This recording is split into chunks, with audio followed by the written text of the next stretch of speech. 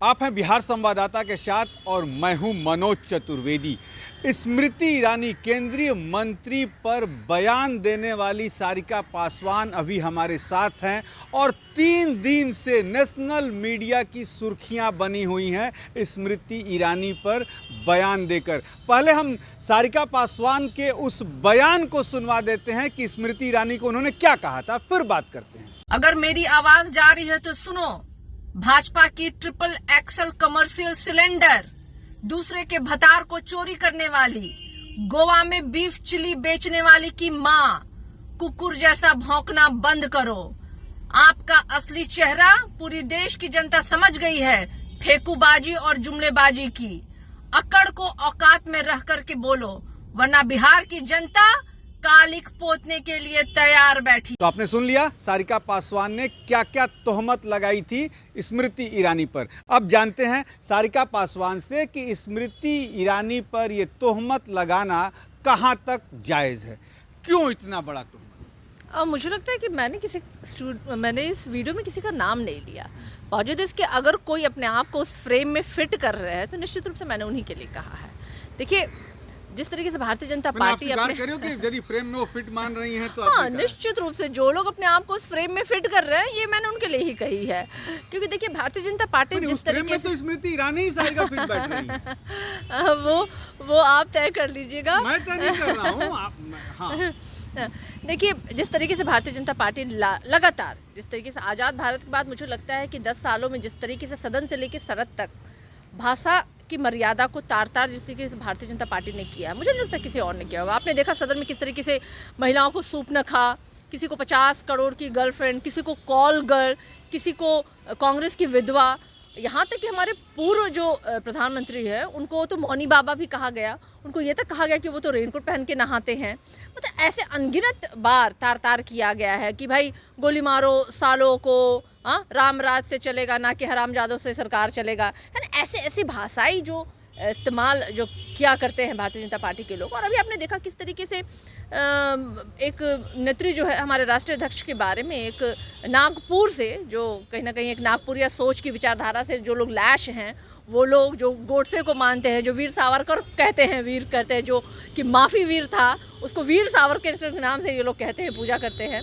तो वो लोग उस मानसिकता के लोग हैं जिन्होंने कि हमेशा अपने विपक्षियों के पीछे जब कमज़ोर पड़ते हैं तो इनकम टैक्स को, सीबीआई को, ईडी को भेजते हैं, और उससे भी जब थकते हैं, हारते हैं, तो राजनीतिक मंचों पे उन पे पर्सनल अटैक करते हैं और भाषा की मर्यादा को गिरा करके वो ऐसी भाषा का इस्तेमाल करते हैं जो आपने सुना होगा। और बिहार की जनता तो लोकतंत्र की जननी है, बिहार तो क्रांतिकारी के लिए जाना जाता है। वो सोनार जैसा ठुक करते हैं, आपने लोहार जैसा एक ही अटैक कर दिया। और वैसी केंद्रीय मंत्री पे भाजपा वाले कह रहे हैं कि स्मृति ईरानी के पैरों की धूल भी सारिका पासवान नहीं बन सकती।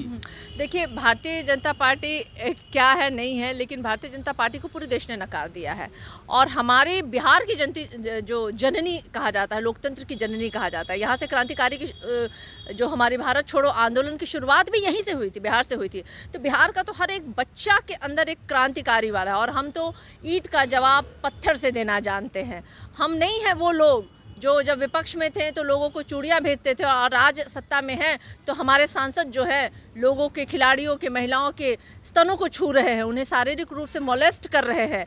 आज बीजेपी शासित राज्यों में महिलाओं को और बहनों को नंगा घुमाया जा रहा है और हम सदन में बैठ करके खिल्ली उड़ा रहे हैं, मजाक कर रहे हैं, हंस रहे हैं। हम वो लोग नहीं हैं, हम लोग लड़ने वाले लोग हैं और हम लोग सच के साथ खड़े हुए लोग हैं। तो जाहिर सी बात है भारतीय जनता पार्टी को तो बुरा लगेगा, उनको जो करना है वो उन्होंने किया। लेकिन अब देश की जनता ने ये तय कर लिया है कि 2024 में भाजपा को केंद्र की सत्ता से हटाना है। लेकिन सारिका जी, एक महिला होके आप महिला पर अटैक की हैं, ये क्या शोभा देता है? महिलाएं पूछ रही हैं आज। नहीं, कोई महिलाएं ऐसा नहीं पूछ रही हैं। और सारी महिलाएं ये कह रही हैं कि जो अशोभनीय भाषा का इस्तेमाल और जो गरीबों के लिए, दलितों के लिए जो इस्तेमाल वो करती हैं, इसके पहले भी देख ली जिस तरीके से एक दलित छात्र के बारे में उन्होंने, रोहित वेमुला के लिए उन्होंने कैसे शब्दों का इस्तेमाल किया था, और मायावती के लिए कैसे सदन में उन्होंने इस्तेमाल किया था। तो जो खुद कभी किसी महिला का सम्मान नहीं कर पाई, वो सम्मान के अधिकारी नहीं होती हैं। हम तो भाई देश की आधी आबादी का सम्मान करते हैं, उनके अधिकारों के लिए लड़ते हैं। हम लोग वो लोग नहीं है स्वार्थ और लाभ और चाटुकारिता करें हम लोग। ठीक है, आप स्मृति ईरानी पे आपने कहा, आप एकदम गोवा में बीफ चिली बेचने वाली उनकी बेटियों तक आपने हमला कर दिया। नहीं, बट मैंने कहा ना, मैंने किसी का नाम नहीं लिया, मैंने फ्रेम दिया, उस फ्रेम में जो फिट बैठ गया ये उनके लिए था। वैसे इंटरनेशनल वुमेन्स डे की हार्दिक बधाई सबों को, उनको भी। लेकिन एक सवाल और, लेकिन भाजपा की महिला प्रवक्ता कह रही हैं कि पहले सारिका पासवान अपने गिरेबान में झांक लें, हम नहीं कहेंगे। भारतीय जनता पार्टी की महिलाओं को सोचने का विषय होना चाहिए कि हाथरस में जब बच्ची का बलात्कार करके जलाया गया तो वो कहाँ थी। नागपुर में जब बहनों को नंगा करके घुमाया गया तब ये कहाँ थी। अभी 2 दिन पहले कानपुर की घटना है कि 2 बच्चियों को बलात्कार करके उन्हें टांग दिया गया, तब ये क्यों खामोश बैठे हैं। तो भारतीय जनता पार्टी की नीयत देश के समक्ष है और देश की जनता जवाब देगी।